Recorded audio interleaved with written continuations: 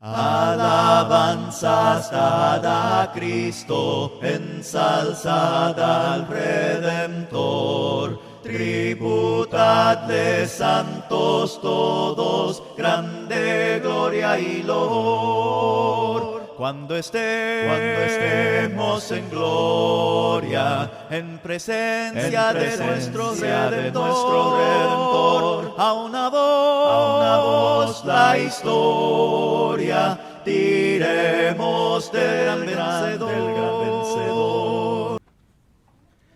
Buenas noches, ¿cómo están? Qué gusto verles a todos ustedes, abrazarles y a los tiempos, estar con algunos amigos, hermanos que les conozco y me llena el corazón realmente. Hoy vamos a empezar una serie de estudios que tiene como título Cuando el Espíritu toma el control. Los pastores de esta congregación han estado muy preocupados en que la iglesia se deje llevar por el Espíritu. Y eso está muy bien. Debemos tener el fruto del Espíritu en nuestra vida. Y por eso me gustaría, hermanos queridos, hablar de un grupo de hermanos de Jerusalén. Vamos a seguirle la pista a un grupo de hermanos de Jerusalén. En el libro de Hechos, capítulo 7, no es necesario que lo abra, pero en Hechos capítulo 7 sucede algo muy importante para la iglesia de Jerusalén. La iglesia empieza a ser perseguida grandemente. ¿A quién matan? Empiezan matando a Esteban. Después de la muerte de Esteban, en Hechos capítulo 8, es muy interesante, si me acompañan leamos un poco. Dice, y Saulo consentía en su muerte, en aquel día hubo una gran persecución contra la iglesia que estaba en Jerusalén. Y todos fueron esparcidos, y aquí hay un grupo de hermanos que salen violentamente. Salen agarrando lo que pueden porque están en peligro de muerte, y se van a tierras de Judea y Samaria, cumpliendo así la palabra profética del Señor Jesucristo. Porque el evangelio no solamente iba a ser en Jerusalén, sino que después de Jerusalén, ¿a dónde? A Judea y a Samaria. Ellos se sentían muy cómodos en Jerusalén, pero mire, vienen las pruebas de la vida y tienen que emigrar. O sea, vamos a hablar con un grupo de migrantes. El grupo de migrantes que se asientan en la ciudad de Judea y Samaria. Y quiero solamente pensar en lo siguiente. Versículo 2, y hombres piadosos llevaron a enterrar a Esteban e hicieron gran llanto sobre él. Versículo 3, y Saulo asolaba la iglesia y entrando casa por casa arrastraba a hombres y a mujeres y los entregaba en la cárcel. Entonces la iglesia huye por su vida. Pero me gusta el versículo 4 porque esta es la calidad de gente que había en la iglesia. Pero los que fueron esparcidos iban por todas partes, ¿anunciando qué? Es decir, que este grupo de migrantes eran buenos para evangelizar. Bien buenos para evangelizar. Un pastor de la iglesia de Jerusalén decidió escribir una carta a este grupo de personas que estaban esparcidos por Judea y Samaria. Este pastor se llamaba Santiago. Él decide escribir lo que usted conoce ahora como la carta de Santiago. Es maravilloso Santiago. El capítulo 1 habla, por ejemplo, de que los cristianos tienen diversas pruebas. ¿No es cierto? No tenemos el tiempo, me hubiera gustado empezar desde el lunes, paso a paso, todo el libro. Pero, hermanos, las pruebas nos hacen pacientes. Las pruebas nos hacen perseverantes y resistentes. Y las pruebas son para probar nuestra fe, es decir, nuestra confianza y fidelidad delante de Dios. Y en este proceso de las pruebas, Dios nos va a dar todo lo que necesitamos. Yo sé que muchos de los que están aquí han sufrido mucho. Problemas matrimoniales, problemas en sus negocios, de finanzas, problemas de salud, pero mire, usted está aquí.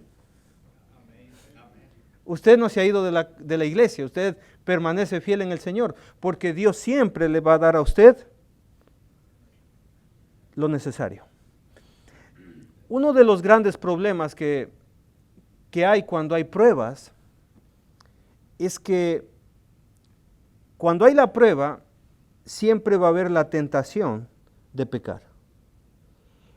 Por ejemplo, cuando usted lee Santiago capítulo 1, dice, no le echen la culpa a Dios. ¿Han leído?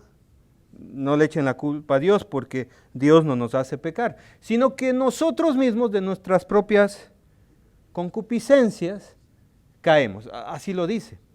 Porque hay una gran tentación, hermanos queridos, en el momento de las dificultades, de retroceder. Ahora, piense en este caso.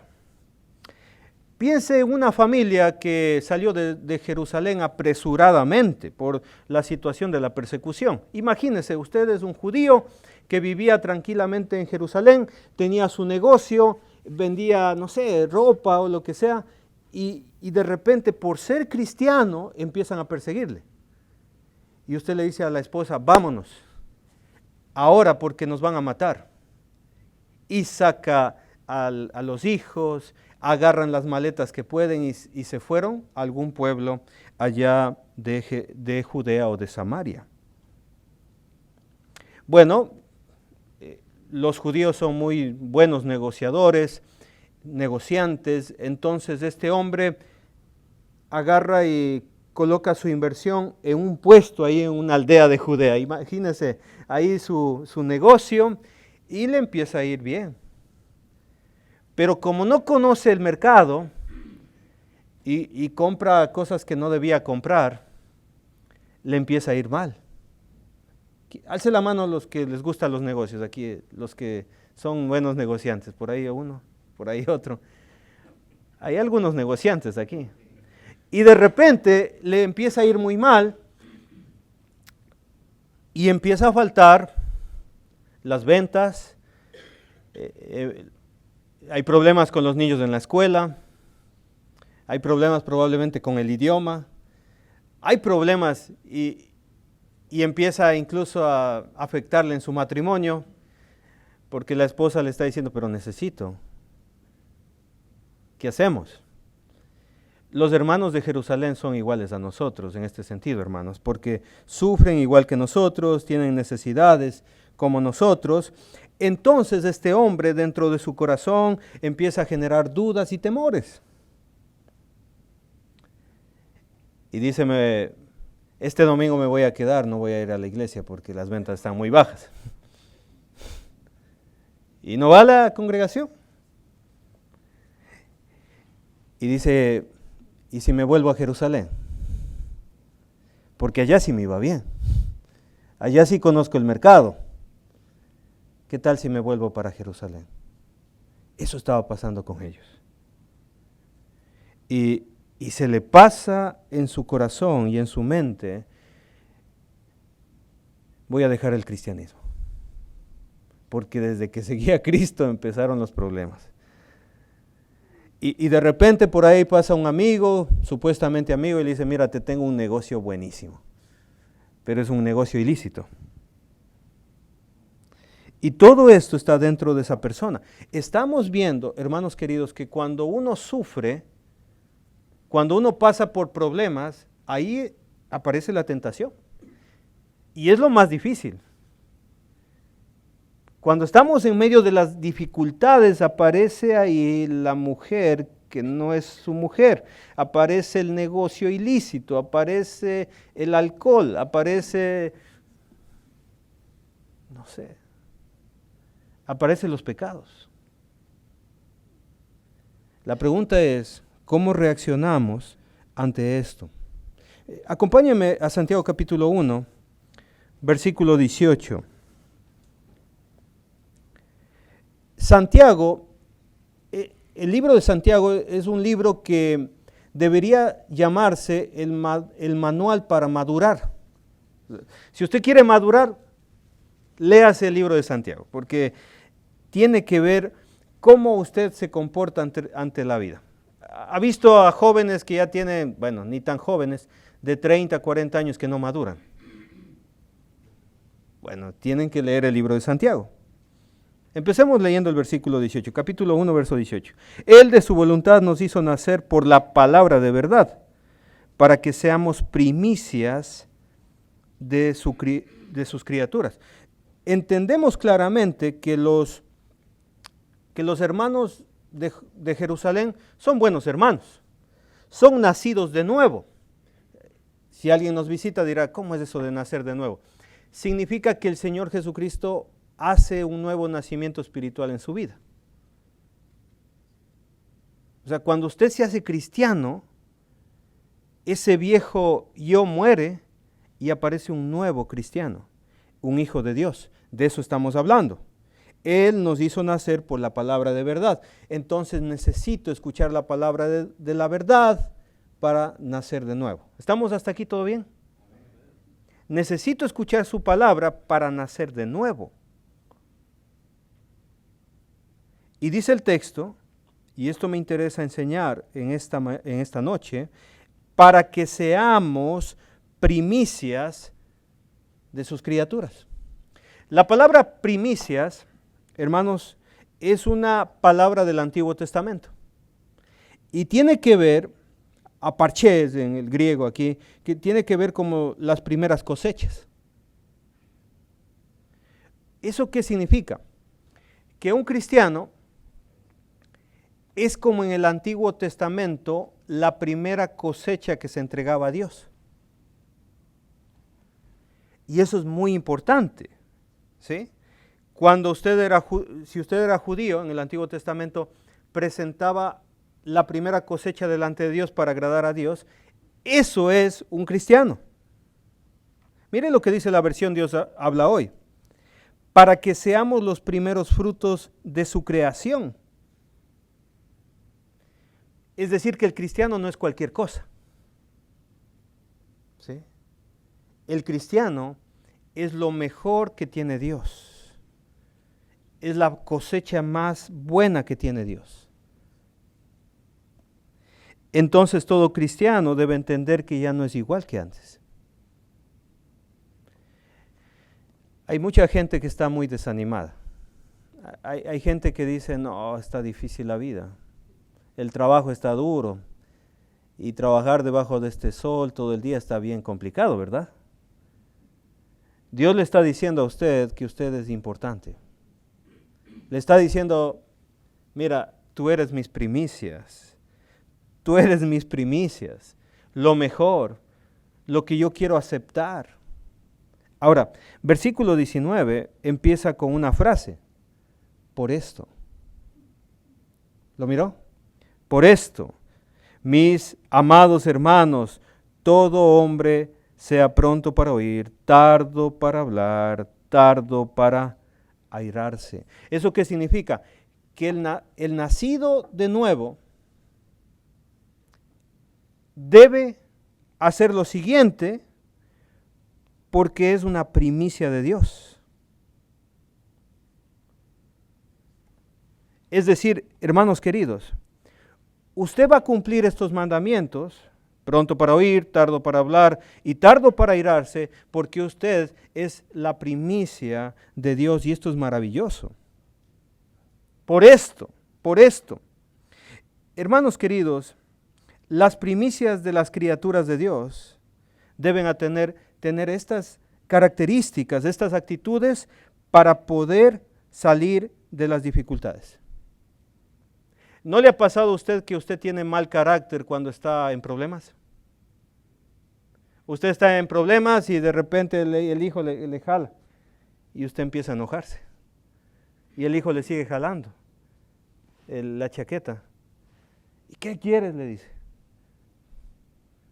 Y tratamos a un niño pequeño con mala actitud, porque nos enojamos, ¿verdad? Cuando usted pasa por dificultades, tenga cuidado, usted puede tratar mal a las personas. Entonces, frente a las dificultades, debemos aprender a ser prontos para oír, debemos ser tardos para hablar y tardos para enojarnos. ¿Sí? El problema, hermanos queridos, es que creemos que estamos bien. Ese es el grave problema que tiene el cristiano. Pensamos que todo está bien. Y cuando pensamos que todo está bien, ¿sabe qué pasa? No vamos a arreglar nada en nuestra vida. Voy a repetir esto porque es importante. Cuando creemos que todo está bien, usted no va a cambiar nada. Usted no va a arreglar nada. ¿Por qué? Porque todo está bien. En una ocasión, una señorita, le invitaron a pasar con unos amigos, desde el almuerzo hasta la noche. Entonces, usted puede imaginarse cómo se pasa entre amigos. ¿A usted le gusta pasar entre amigos? ¿Comer pupusas, tacos y pasar entre amigos le gusta? Imagínese a esta señorita y en esa fiesta pasaban riéndose y conversando. Y se reía abriendo la boca y ja, ja, ja, ja, ja, ja, ja, ja, esta señorita. En la noche, a las 7 de la noche, llega a su casa y se mira al espejo. ¿Y qué creen? En el diente grande tenía un culantro.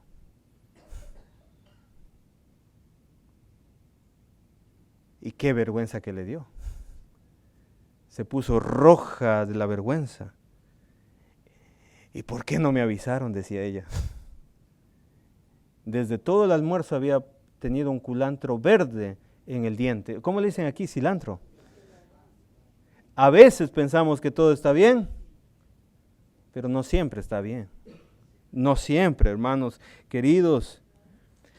Y lo que vamos a hablar, hermanos queridos, tiene que ver qué actitud tenemos frente a las dificultades. Vamos a hablar en esta noche acerca de la inmadurez y yo le voy a presentar algunas características de un cristiano inmaduro. Una de las primeras características de la inmadurez es cuando el cristiano no quiere escuchar la palabra de Dios. Su mente y su corazón están en otro lado. No le gusta escuchar consejos. ¿A usted le gusta escuchar consejos o dar consejos? Porque muchos no quieren recibir consejos, solamente dice, yo te voy a dar un consejo.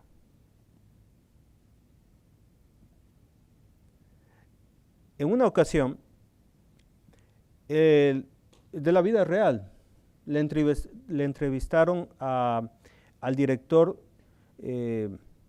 técnico de un equipo de fútbol de Europa, se llamaba Klopp, en plena pandemia. Le dijeron, señor Klopp, me gustaría, por favor, que nos dé una opinión sobre el COVID.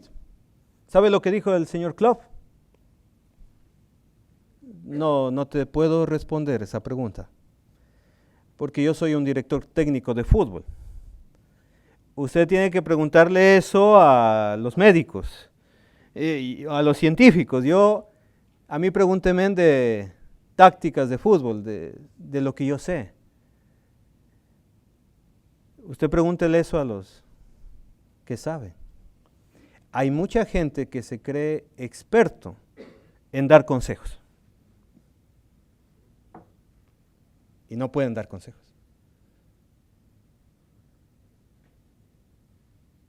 Muchas personas inmaduras, hermanos queridos, muchas personas inmaduras no quieren escuchar a nadie, no aceptan las correcciones, se enojan y dicen, tú también, pero nunca aceptan el consejo. En su inmadurez piensan que están bien, piensan que tienen la razón, porque no tienen una mente formada, piensan que son maduros, piensan que todo lo pueden. Son aquellos que dicen, no, déjame, yo voy a hacerlo, pero le ayudo, mire, no, quítate, yo puedo todo. Son las personas que creen saberlo todo. Y su falta de conocimiento le hace pensar mal de los demás. y todos son malos. Solamente Él es bueno, y esto es un tremendo problema. Esta posición es una posición muy incorrecta.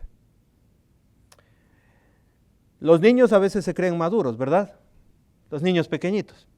En una ocasión, un papá le invitó a su hija a un Starbucks, a su hija pequeñita, y la niña escogió un vaso, un batido, un milkshake, y le dieron con una tapita, bueno, le dieron el vasito con un sorbete, ¿cómo le dicen aquí? Popote, con una pajilla, un popote.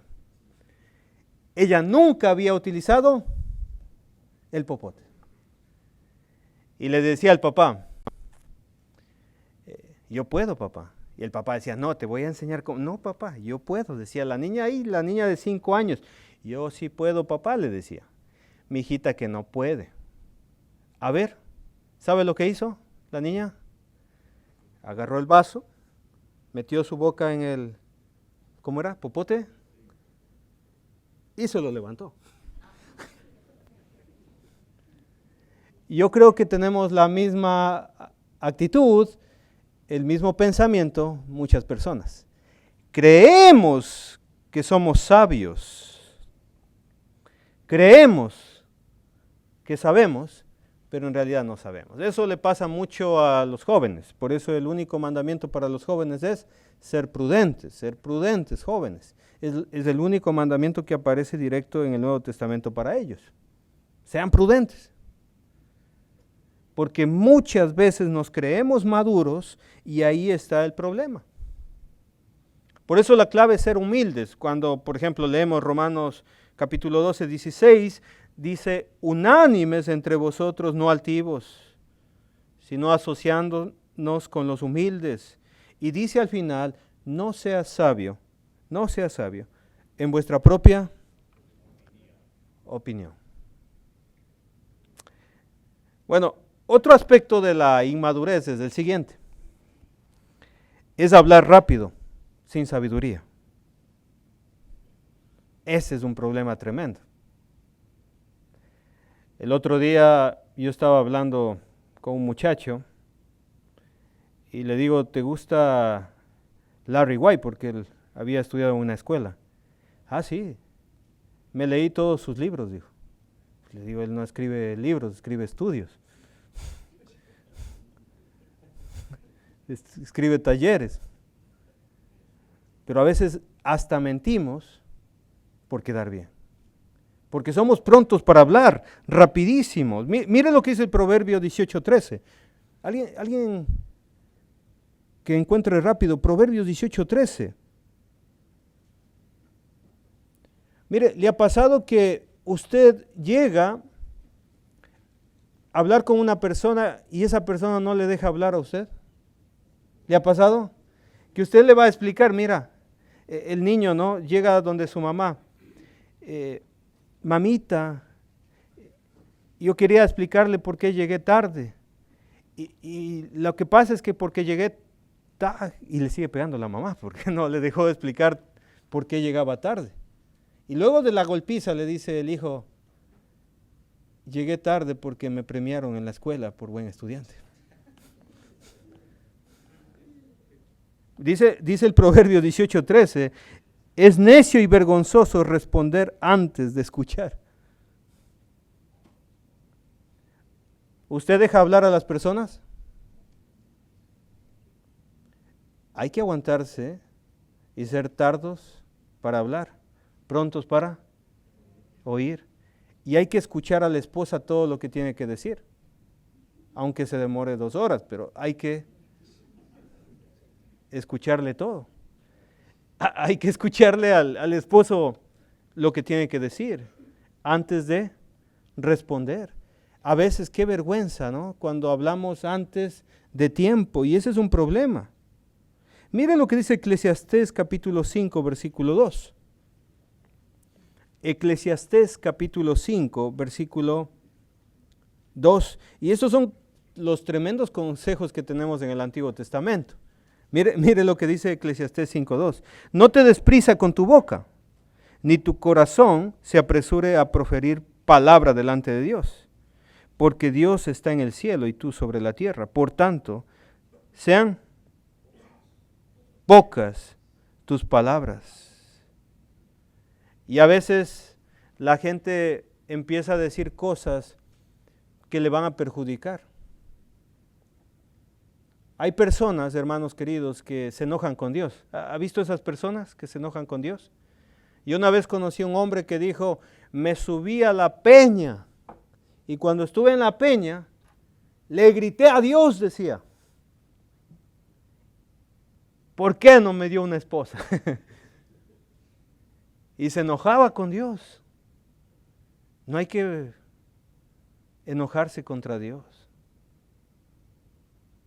No hay que proferir palabra delante de Dios. Sean pocas tus palabras.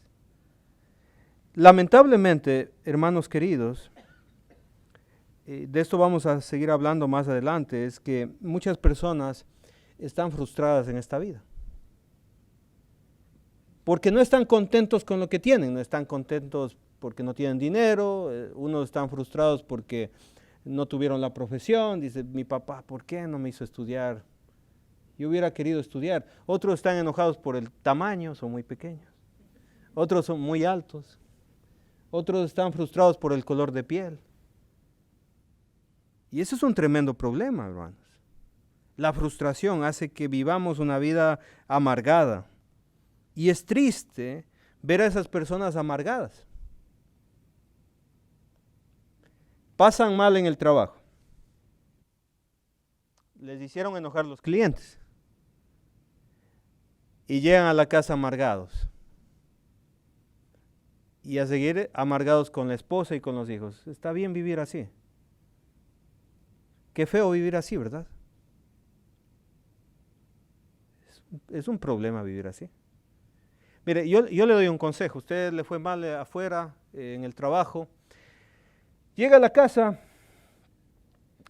y quédese afuera de la casa un ratito, 10 minutos, y medite y diga, ¿cómo voy a entrar con mi familia? ¿Cómo voy a tratar a mi esposa? ¿Cómo voy a tratar a mis hijos? ¿O cómo voy a tratar a mi esposo?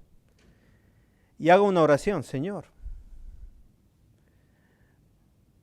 ayúdeme a tratar bien a los seres que me rodean. Deme paciencia, deme humildad para tratar bien a mi esposo o a mi esposa. ¿Y sabe qué? Va a empezar a tratar bien a los demás. A pesar de lo que le hagan durante el día. No tienen la culpa sus hijos de ese cliente malo, de ese jefe malo. No tienen la culpa. Trate bien a sus hijos. Trate bien a su esposa. Amén. Job se arrepintió de hablar sin conocimiento. ¿Se acuerda Job? En su sufrimiento, en su melancolía, él habló, aunque se detuvo mucho. Él habló y dijo, yo conozco que todo lo puedes y que no hay pensamiento que se esconda de ti. ¿Quién es el que oscurece el consejo sin entendimiento? Por tanto, yo hablaba lo que no entendía. Cuando estamos sufriendo, decimos palabras que no debemos decir.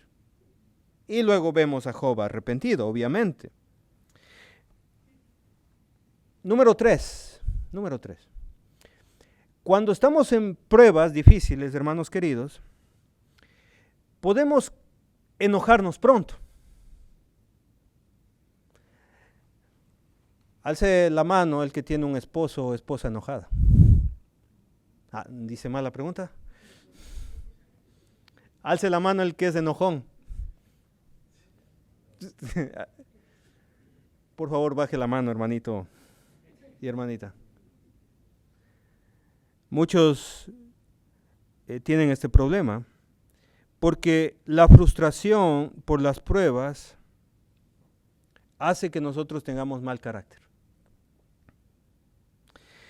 Hermanos queridos, cuando usted está frustrado por las pruebas y las dificultades, porque no le pagaron la deuda, porque, no sé, pasó algo en su negocio, usted, hermanos queridos, quiere desahogarse con el primero que asome, ¿verdad? Y lamentablemente a veces el primero que asoma es el hermano de la iglesia. Y ahí vienen los problemas con los hermanos de la iglesia. Me gusta lo que dice Eclesiastés 7:9 en la versión Dios habla hoy. No te dejes llevar por el enojo, porque el enojo es propio de gente necia. Y muchos de los problemas en la iglesia es porque usted estaba enojado por la enfermedad que tiene y la frustración por la enfermedad que tiene, y de repente el hermano le dice, está haciendo sol, ¿no, hermano? Es obvio, estamos en verano. Y usted se enoja. Y a este hermano con estas preguntas que viene. ¿No es cierto? Y es invierno y dice, está haciendo frío, ¿verdad, hermano? Claro, estamos en invierno. Y usted se enoja y esas preguntas tan sencillas hacen que usted se frustre y se enoje y trate mal a los seres queridos. Tenga cuidado, hermanos, cuando usted esté pasando por dificultades. No se deje llevar por el enojo. Mire lo que dice Proverbios 14:29. El Proverbio 14:29 dice, el que tarda en airarse es grande en entendimiento. Usted quiere ser un sabio, usted quiere ser un entendido, pues tarde en airarse. Mas el que es impaciente de espíritu enaltece la necedad. Es decir, que cuando usted, ¿cómo les dicen?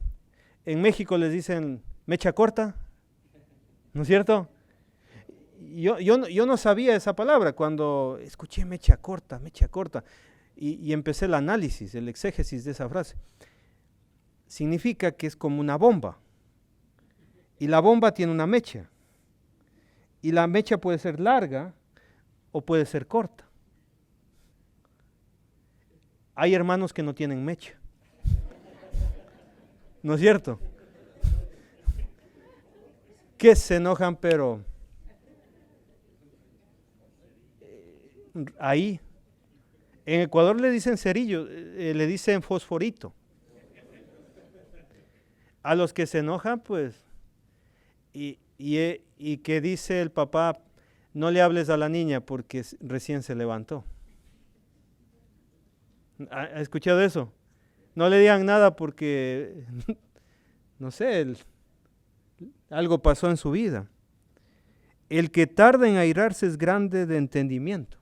Sea entendido, hermano. Sea sabio, no se enoje nomás. Demórese en enojarse.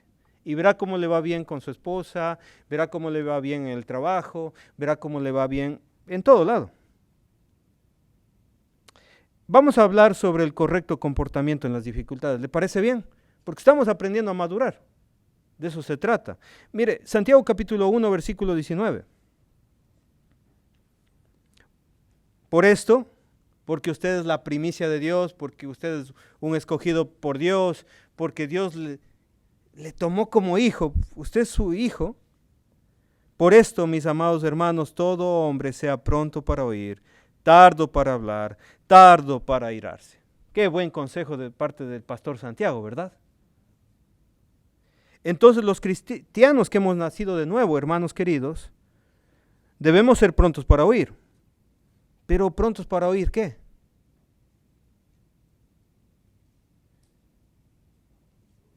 ¿Prontos para oír qué? La palabra de Dios. Por supuesto. Mire, hermanos queridos, dice el versículo 20, porque la ira del hombre no obra la justicia de Dios. Porque la ira del hombre no obra la justicia de Dios. Mire, tome malas decisiones cuando usted está enojado y va a hablar tonterías. Me voy de la casa. Ya no te amo. Sin mí, ¿quién les va a hacer las pupusas? ¿No es cierto? ¿O quién les va a hacer las tortillas? El resultado de la ira, hermanos queridos, hace que tomamos malas decisiones y tremendas malas decisiones. Imagínense el esposo que dijo, ya no te amo. 2 meses para reconciliar a la esposa. No, es que yo lo decía porque estaba enojado. Perdóname, es que uno cuando está enojado dice las cosas por no refrenar su lengua. Entonces, con la boca, con esas acciones, empezamos a afectar a los hijos, a los padres, a los hermanos y amigos. ¿Cuántos abuelitos enojados con los hijos porque el hijo le dijo, vea, papá no entiende? ¿No es cierto? Sí, el papá, el abuelo está ahí pulsando el teléfono. Papá, ya le explico, verde es llamar, verde es colgar. ¿Me puedes repetir?, le dice el abuelo. Ay, papá, le dice, no tenemos la paciencia. No tenemos la paciencia y produce tremendos problemas, hermanos queridos. Cuando una persona se enoja, ¿sabe lo que pasa? Insulta, daña, dice palabras que hacen sentir a los demás. Cuando usted se chanca el dedo, es muy probable un 50% que usted diga una mala palabra. O se machuca el dedo, perdón, se machuca el dedo. Porque eso es. Las dificultades son una tremenda tentación para el cristiano.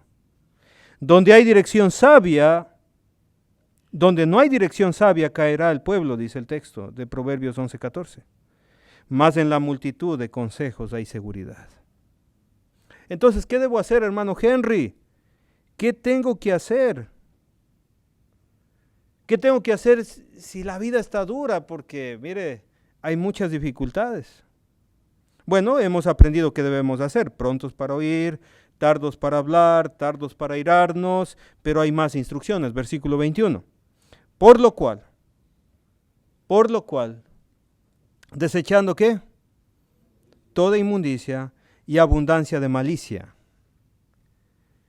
La palabra desechando significa despojarse, deshacerse. ¿Y de qué debo deshacerme? De la inmundicia, es decir, la impureza, la suciedad. Pero más que todo, de la malicia. Uno de los grandes problemas que tiene el cristiano es lo que piensa. Y a veces esos pensamientos no son buenos. Esos pensamientos están mal. ¿Y qué tiene que hacer el cristiano? Desechar esa maldad, esa depravación, esa malignidad, esos sentimientos detestables, sacar de la mente esas cosas que producen daño. Y eso es lo que está pidiendo el Señor aquí.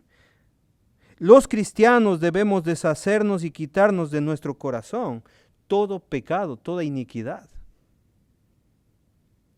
Si usted está en un problema terrible y viene un mal pensamiento, por favor, controle sus pensamientos. ¿Cómo lo hago? Parando de pensar en eso. Porque usted tiene la capacidad de parar esos malos pensamientos y decir, hasta ahí nomás. Voy a orar y pedir a Dios perdón por lo que estaba pensando. Padre, perdóneme por estar pensando en otra mujer que no es mi esposa. Padre, perdóneme porque casi acepto ese mal negocio. Padre, perdóneme porque yo casi hago una mentira terrible. Padre, perdóneme porque casi le hablo a mi hermano. Hay que desechar de la mente todo tipo de malicia. Por lo cual, desechando toda inmundicia y abundancia de malicia, recibid, por eso prontos para oír. ¿Quién dijo por ahí? Recibir con mansedumbre, ¿qué? La palabra implantada, la cual puede salvar vuestras almas. Y es interesante lo que pasa aquí, hermanos queridos, porque la palabra mansedumbre significa apasividad, ponga mucha atención, dulzura, humildad. Es decir, que el cristiano debe ser una persona dulce. y debe aprender a controlar sus emociones. Además de eso, la palabra implantado significa establecido y sembrado. Mire lo que dice la versión Dios habla hoy. Y acepten humildemente el mensaje que ha sido sembrado, que ha sido implantado. En la versión Jerusalén dice, y recibid con docilidad la palabra sembrada en vosotros. Pero hay hermanos que son soberbios y dicen, no, yo conozco mejores predicadores. Y yo el único que le escucho a predicar y es mi maestro es fulano de tal y fulano de tal. Los demás no me gustan ninguno. Hay gente de la iglesia que tiene ese pensamiento. Cuidado, inmadurez. Tremenda inmadurez. Yo debo ser tranquilo, debo ser manso y dejar que esa palabra se implante en mi corazón. Cuando pasamos por las pruebas, tenemos que poner mucha, pero mucha atención a la palabra de Dios. Vamos a Jueces rapidito, si alcanzamos. Jueces capítulo 6. Y con esto vamos terminando. Jueces capítulo 6. El libro de Jueces es un libro tremendo, lindo libro. Hay 7 ciclos donde Israel cae y se levanta. Jueces capítulo 6. ¿Ya están ahí? Versículo 1. Los hijos de Israel hicieron lo malo ante los ojos de Jehová. ¿Y qué hizo Dios? Los entregó en manos de Madián por 7 años. Cuando usted se porta mal, hermanos queridos, póngame mucha atención. Cuando usted se porta mal, vienen las pruebas. Déjeme ser sincero con ustedes. Pórtese mal y vienen las pruebas difíciles para su vida. En este caso, ¿cuánto tiempo? Versículo 2, 7 años. Y la mano de Madián prevaleció contra Israel. Madián representa las tribulaciones. Y los hijos de Israel, por causa de los madianitas, hicieron cuevas en los montes y cavernas y lugares fortificados. Es decir, que la persecución vino sobre Israel y trataban de esconderse en lugares que ellos pensaban que son fortalezas. Se metían en una cueva. Y como no tenían que hacer, ahí hicieron los jeroglíficos ahí, ¿no? Otros se metieron a los montes, a lugares fortificados. Como muchas personas hoy en día, cuando tienen un problema, se meten a su cueva o a su lugar fortificado. ¿Cuál es su cueva o su lugar fortificado? Algunos es una cantina, algunos es la soledad, algunos es un lago, algunos es el gimnasio, algunos es la droga. Versículo 3, pues sucedía que cuando Israel había sembrado, eran trabajadores, subían los madianitas y los amalecitas y los hijos del oriente. Ellos tenían 3 enemigos, como usted y yo tenemos 3 enemigos. Ya lo vamos a ver mañana tal vez, los 3 enemigos del cristiano. Contra ellos subían y los atacaban, versículo 4, y acampando contra ellos destruían los frutos de la tierra hasta llegar a Gaza. A Gaza, ¿sí? Es un lugar donde hasta ahora siguen peleándose. Gaza. Y no dejaban que comer en Israel ni ovejas ni bueyes, porque subían ellos y sus ganados y venían contra sus tiendas en gran multitud como langostas. Ellos y sus camellos eran innumerables. Así venían a la tierra para devastarla, de modo que empobrecía a Israel en gran manera por causa de Madián, y los hijos de Israel clamaron a Jehová. Es decir, fue tan terrible la tribulación y el problema que ellos tenían que no había qué comer. ¿Usted ha pasado dificultades así? Que no hay que comer. Abren la alacena y ya no hay nada. Así estaba Israel. En esa necesidad, ellos levantan su mirada al cielo y claman a Dios. ¿Usted le ha clamado al Señor alguna vez en su vida, así en una extrema necesidad? Así estaban los israelitas, clamándole al Señor, Señor, ten compasión de nosotros porque no hay nada en la alacena. Nos estamos muriendo de hambre, Señor, ayúdenos. Así estaba Israel en su necesidad, o como el enfermo que ya los doctores le dicen, mira, no, ya no se puede hacer nada. Ya no se puede hacer nada. Entonces, ¿qué hace? Serio, Dios, Señor, ayúdenos, usted es el único que puede ayudar porque los doctores no pueden hacer nada. Así estaba Israel. Versículo 7, y cuando los hijos de Israel clamaron a Jehová a causa de los madianitas, Jehová envió a los hijos de Israel un varón profeta. ¿Cómo se llamó este varón profeta? ¿Alguien sabe? Si usted está pensando en Gedeón, no fue Gedeón. No fue Gedeón. Este varón profeta no se sabe quién es. Muchas personas piensan que cuando tienen un problema y claman a Dios, Dios va a enviar una solución. O sea, usted está endeudado ahí en el banco y entonces la gente piensa que oro a Dios. Tin, tin. Suena ahí tome, Señor, una maleta de dinero. Mucha gente piensa eso. Así no funcionan las cosas. Mire lo que hace el profeta. Así ha dicho Jehová, Dios de Israel. Lo que está diciendo el texto es que cuando usted está en problemas y ora a Dios, Dios le envía un profeta. Dios le va a enviar un evangelista, un predicador. Dios le va a enviar palabra de Dios y usted va a conocer la voluntad de Dios.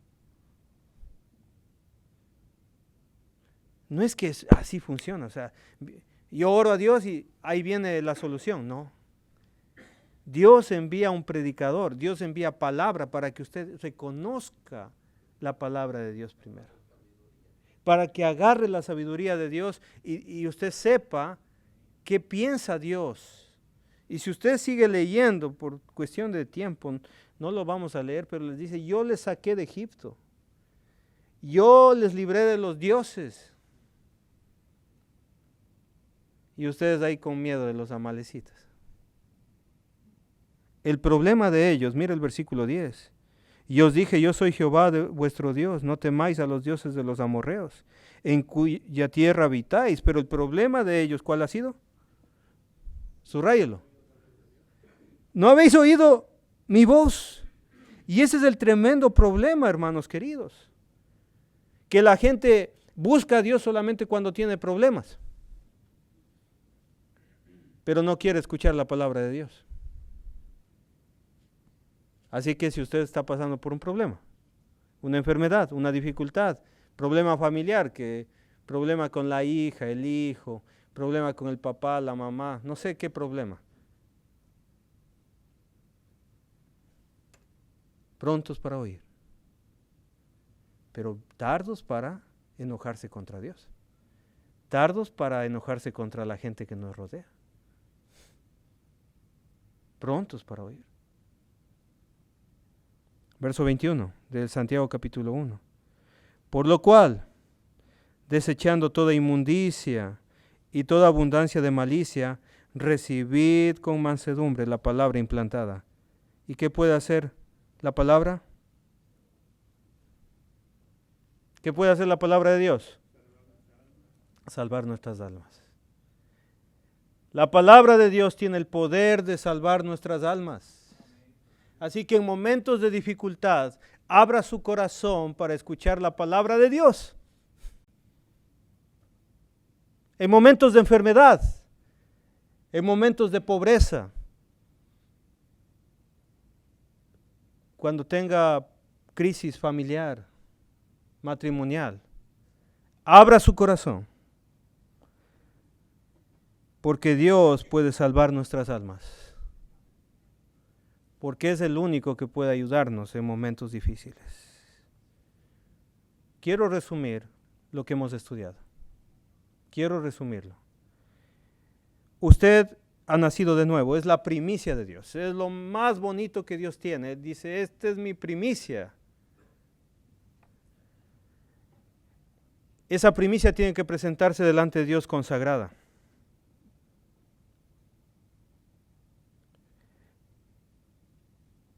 Y depende de nosotros presentarnos delante de Dios prontos para oír, tardos para irarnos y tardos para enojarnos.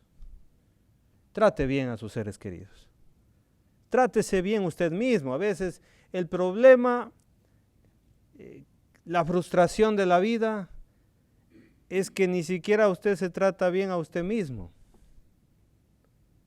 Enojado ahí todo el tiempo, bravo, enojado con los clientes, enojado con los compañeros de trabajo, enojado con la esposa que es la compañera, enojado con los hijos, con los padres. Ahí viene el René, le dice, el renegado. No tiene sentido. No tiene sentido estar enojado. No tiene sentido estar airado todo el tiempo. Disfrute la vida, disfrute sus hijos, disfrute la iglesia. Imagínese venir a la iglesia y estar enojado en la iglesia. ¿Tiene sentido? No tiene nada de sentido. Si quieres saber más, mañana continuamos con el libro de Santiago. Que el Señor les bendiga, que el Señor les guarde. Gracias por la oportunidad.